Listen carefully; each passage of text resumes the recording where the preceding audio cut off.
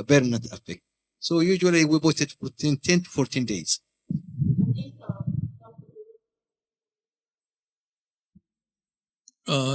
Few things about VKH. I think the things are trending towards more of non-invasive investigations. So when you used to treat VKH in the past without a good OCT, majority of the time you would rely on ICG, because ICG is the guide to check whether your VKH is responding, because sometimes you don't see anything on the retina. But ICG would tell you whether the disease is active or no, because you can pick up the hypofluorescent lesions on ICG. Things have changed with EDI, because now we tend to do more EDI for these patients.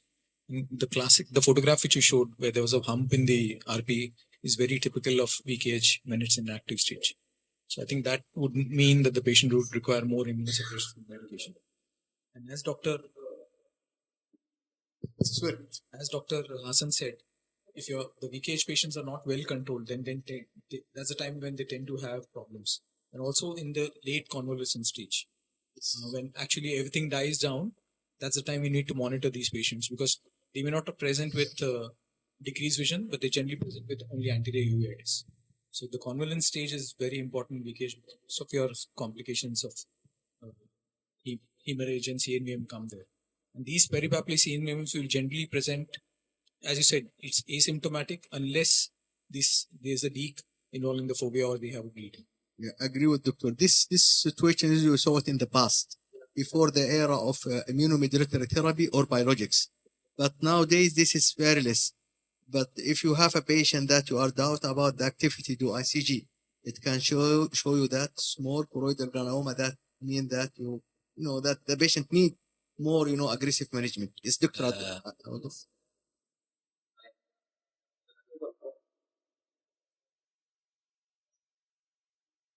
There is a role for, I mean, the patient is on steroids already systemic. Is there a role for intravitreal steroids in addition to prolacizumab to control more of the infection in such cases, or not? And the second thing is comment on the macular hemorrhage. So we had a discussion this morning that there are certain types of macular hemorrhage. We have the premacular hemorrhage, and this is okay to leave for a longer time. And there is the intraretinal hemorrhage, and this is moderately. But the subretinal hemorrhage, this should be taken seriously, and you have a low threshold to intervene in the submacular because it's in direct contact with the RPE, and the degradation products of the blood will cause RPE toxicity. So you have to differentiate in addition to the thickness. Yeah, back to the not orthotics. I'm talking about control of VKH. Some people that are having a thought when there is a choroidal neovascular peripapillary, I'm talking about peripapillary or sometimes foveal, because there is an RB hyperplasia lead to. So thinking that giving more steroid systemic or increasing the immunosuppressive medication will help to, actually this is neovascularizations by the end. It's not just only a matter of inflammation.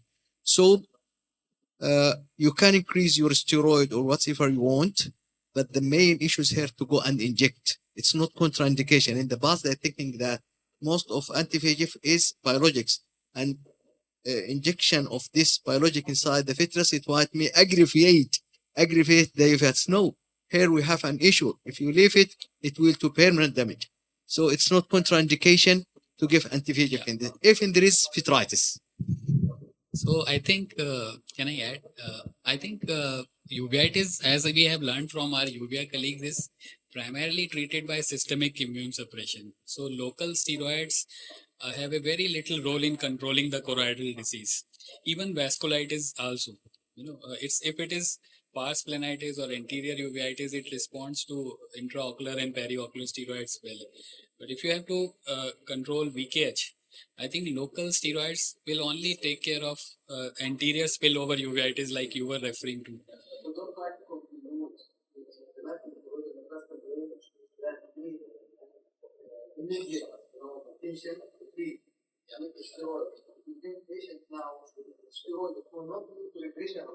Yes, they are two separate entities. One more thing I'd like to add is, I think your question was, patient comes like at 2 weeks or 4 weeks or 8 weeks, till what time you will try pneumatic displacement. We have had patients who have come at 4 weeks and very well documented submacular hemorrhage, 4 weeks duration, where pneumatic displacement has worked without any TPA and anything. So it all depends. If you have a good surgical setup, significantly large hemorrhage, patient coming late, you can go for surgery straight away. But if you don't have any other option, there is no harm in giving it a try. Many of them would still displace even at 4 weeks. So that 2 weeks is also arbitrary, because there is no trial which has been done on, because this is very rare to have a submacular hemorrhage and you observe it. Most VR surgeons would like to treat it whenever they come. So it's only based on history we can say that it was old or not. I have a word about anti-VEGF in patients with CNVM. When you had a recurrence, generally in inflammatory CNVMs, you do one injection, most of the time they resolve. If you have recurrences, I would tend to do more of treat and extend. And the second point is, I don't know how is the experience of brolucizumab in India, but I'm sure you have good papers coming out from brolucizumab. But in this part of the world, we are a little hesitant to use brolucizumab. If brolucizumab works well, I think you can consider giving it as treat and extend. But I would be more keen on other medication. But treat and extend would be the first choice if you have a recurrence. Great discussion, actually. Thank you very much. We'll go for, we have one professor here is waiting for a long time. And I know why. I'm getting upset. So I will not say anything because it's not say here nothing. Say it's empty. Look at I send empty phobia. Look at the presentation. And that is what I send. They make it empty phobia. So there's no problem. I mean, everything is empty nowadays. Nothing is full. Is anybody asleep? Everybody's awake? I'm the only one who's asleep. So this is a patient who referred to me. She's a 55 years old female patient. She's a little bit obese. Recent diminution of vision in both eyes. And the best corrected visual acuity 624, 618, and +2 in both eyes. She had no systemic surgery, no systemic disease. The anterior segment, she had nuclear sclerosis +1. And the fundus picture, as you can see, there is loss of foveal translucency and mottling, a little bit of mottling in the retinal pigment epithelium. The picture is not that good because she had cataract, and this picture was scanned. This is not my photography. I scanned the picture she had because she already had fluorescein angiography. Would you like to have a look on the fluorescein angiography? Okay, this is the scanned fluorescein angiography. Whatever you want, ask me. I will get it for you, even if it's empty.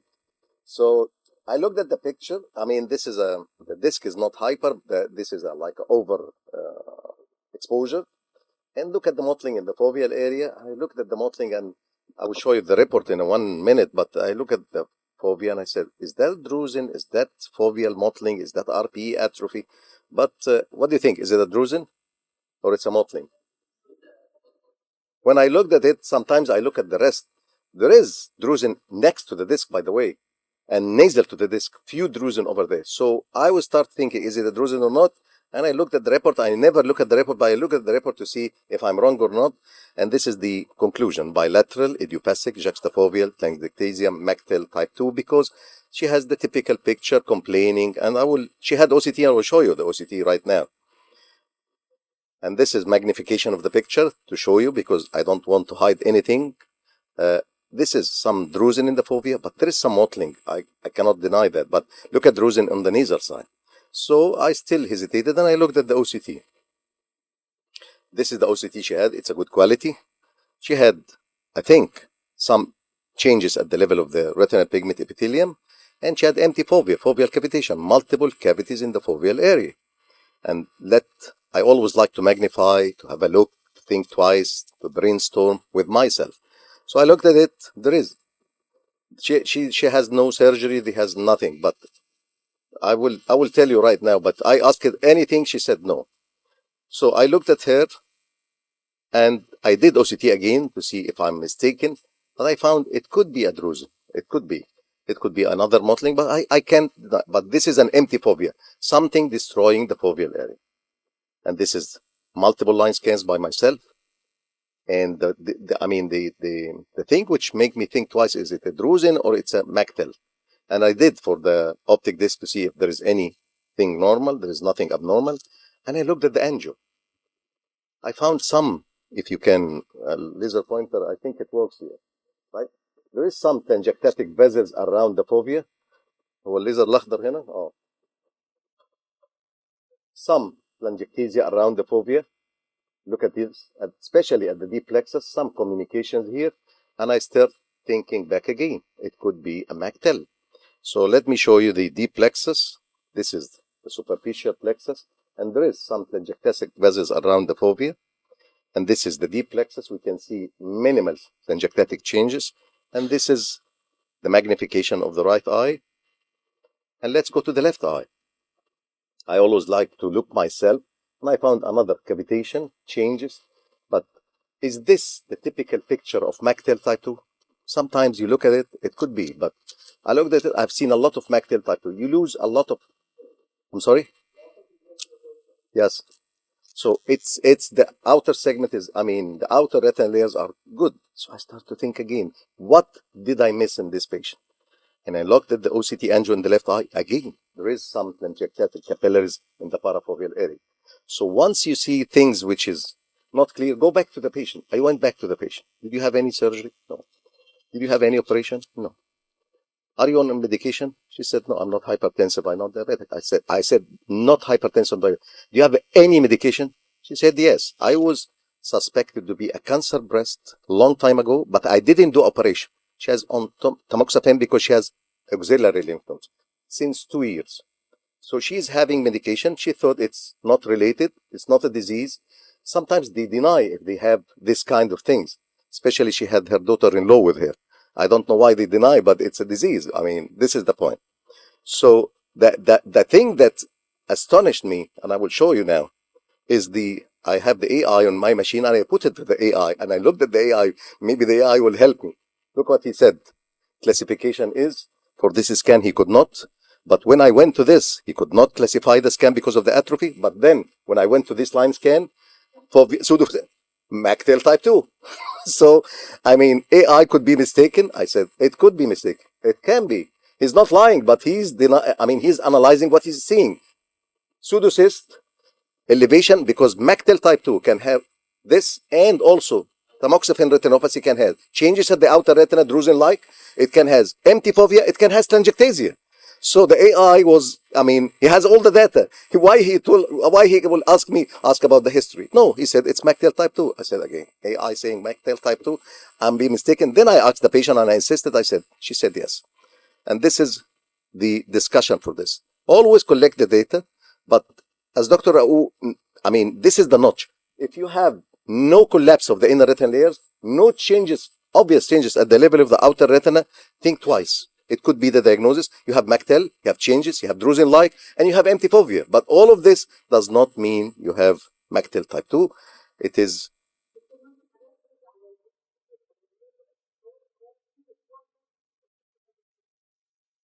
It is not a choroidal fold.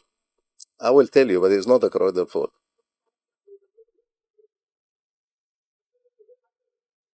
ما أنا هرجعهولك أهو. Where is the choroid?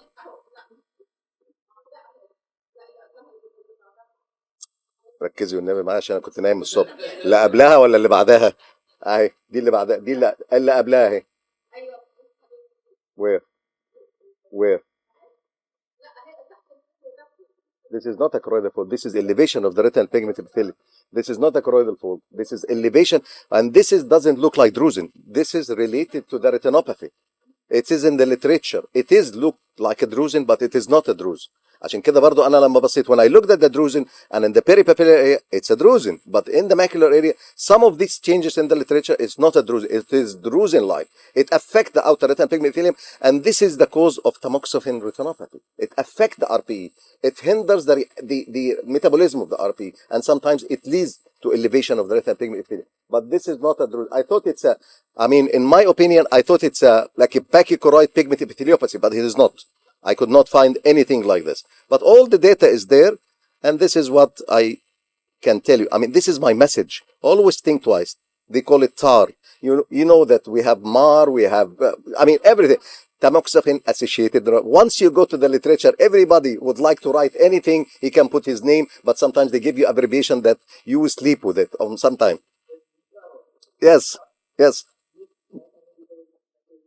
So this is the conclusion. It is a selective estrogen receptor modulator that affect. It's a cancer breast, but she have a mass and auxiliary lymph node. They didn't remove the mass. She's only on the hormonal treatment, and it's 1 to 12%. I didn't know that it's a very high, taking 20 milligrams. So you should ask the patient about the dose most of the time. If it's a long term and high dose, sometimes they give double the dose because she didn't remove the mass. She had only lymph nodes. So they double the dose sometimes, and it reduces the activity of the enzymes inside the RPE, inducing toxicity, which can cause the elevation and sometimes can cause telangiectasia, as we have seen, and can cause empty fovea, like toxic to the fovea, and phagocytosis of the rod outer segment.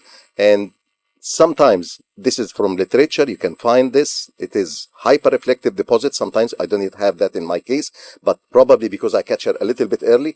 When the long standing, they have vitelliform like deposits. Sometimes because of the toxicity of the RPE, they get cystoid macular edema. Sometimes I found it in the literature like this. They get huge cystoid macular edema, and sometimes they inject these patients to relieve the cystoid macular edema. They don't appreciate that, and sometimes they have deposits like this, like hyperreflective dots. All of this because of the severe toxicity. If we continue, she would have reached this stage. So if I was satisfied that this is a Mactel and I tell her, go home, there's nothing to be done, I stop the treatment, by the way, and I'm still... It will not improve, but it could be progressive like this. This is my point. If you don't stop it, if you don't catch it, and you stop the treatment, and you keep the medication higher and higher doses, I send her to her doctor, and he changed the medication, and I think she will be stable. I mean, 612 and 624 is not bad for a case like this, but if we waited until we reach this is irreversible. You will have a total damage for this. And this is unilateral. Sometimes it's unilateral, and this is from the literature. It's exactly like my case. Look at this. I thought it's my case and they stole in the picture, but it is exactly like my case, the same thing. When I looked at the literature, unilateral, they have the same thing, mine bilateral. So it's exactly, and they have telangiectasia, a little bit of telangiectasia, they have empty fovea, they have photoreceptor disruption here. Dr. Rao, you said sometimes it's misleading again. They can get up to this. So this could be Mactel. Again, all the signs could be Mactel, and you can be again slit. So only the history. TAR is there, and we have to screen the patients. We have to know, and this is my message. Once you find the patient on any of these drugs, you have to screen him. They advise us to screen every 3 months in the first year, and the second year every 6 months. So you should screen this patient. You should stop the medication. You should change. And as Dr. Khashab said, stopping does not mean regression, but at least if you have a good vision, you will keep the good vision. Thank you so much for your listening. So I took you to the Mactel, and I came you back to the Mactel, and then we came back to the Mactel. This is the point. I used to brainstorm myself, but when I looked at the picture myself at the clinic, am I mistaken? And then when the AI said Mactel, I said it is not Mactel, because I don't like AI most of the time. It takes you to a place you will never come back from. 2 points. I cannot feed. It's the company we will feed. You can feed us, but I cannot feed. So one point is when you start the patient on tamoxifen, when I was medicine student, the way they would do that is they would excise the tumor, and then they would do ERPR status, estrogen receptors and progesterone receptors. Based on that, they would start the patient on tamoxifen. So that's my understanding. I don't know how they decided to start tamoxifen without even excising the tumor. Because ideally, you're supposed to take the tumor, do analysis for receptors. She said it was not, they did mammography. She said it's not a malignant one. I don't know why. Why the tamoxifen? Why? Because she had auxiliary lymph nodes, and it's huge lymph node, and it regressed with the treatment. I don't know why. Because I told her, didn't you remove that? She said, and she was already 2.5 years since then. If it was a cancer, I mean, she would have died with metastasis. Yeah. So, I mean, she had couple of other medications, but I consulted with the doctor, stop this and do to other medications, and she's still. The second point is when you have these crystals. Yes. Generally, the crystals are on the temporal side with Mactel, predominantly. but in tamoxifen they can be all around. all around. Because the That's a good predominance- point. Because Predominance both of them had crystals, by the way. yeah, both will have crystals. Yes. And they will be more superficial in Mactel. As you said, it involves the inner retina in tamoxifen, Yes. but more on the temporal side in Mactel and generalized in. You are encyclopedia. You have everything in your mind. I mean, it's all the data, all the information. The only thing I'm missing here is fundus autofluorescence. I couldn't do I don't have it at the clinic, and I didn't want to send it. Fundus. It would more dazzling, more confusing. Fundus autofluorescence. Yeah, but it's a great case actually, you. demonstrating all the OCTs that. No, I take you to this. I mean, it took me a long time to decide, is it again Mactel? And when the AI said that, I said, I will challenge it is not a Mactel. I will look. That's another point, but sometimes they are advanced in both eyes, so you will never know. Variation. Yes, you will never know which start is first. Yes, this is recent. I mean, they found out in the right eye, this is recent publication. Right eye is always, I mean, more advanced than the left eye.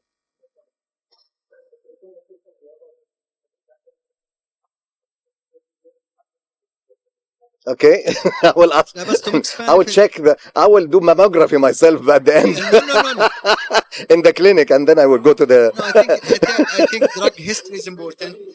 Yeah, but tamoxifen not only for breast cancer, it could be used for other. الراجل من ورا عايز يسال بقاله ربع ساعه بيشاور لي. دكتور محمد العبري، قول يا باشا اللي نفسك فيه.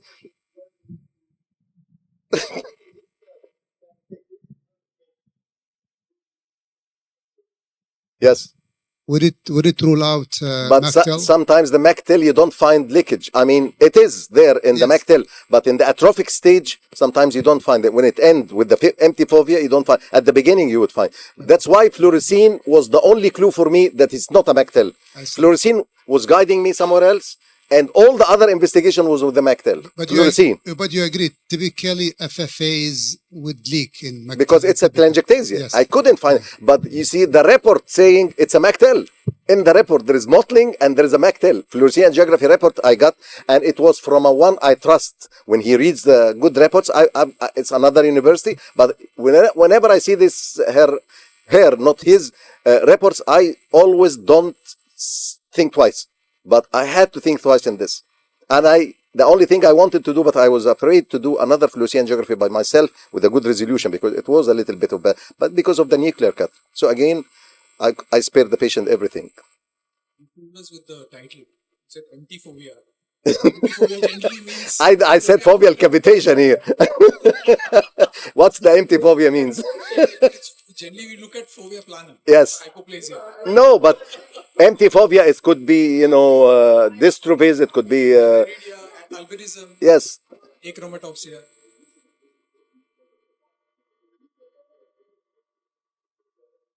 It's an early nuclear cataract, and I didn't offer her any operations. Once she's progressive, I would do that. So Magdy, I mean, the price of this now sessions, we have to leave early. Thank you دكتور، متشكرين يعني بيطردنا يعني you should go يعني اخركم كده معايا. Thank you دكتور حسن. Thank you. Great case. Thank you so much. For all presenters, they already contributed to the sessions. I'll see you inshallah in another session.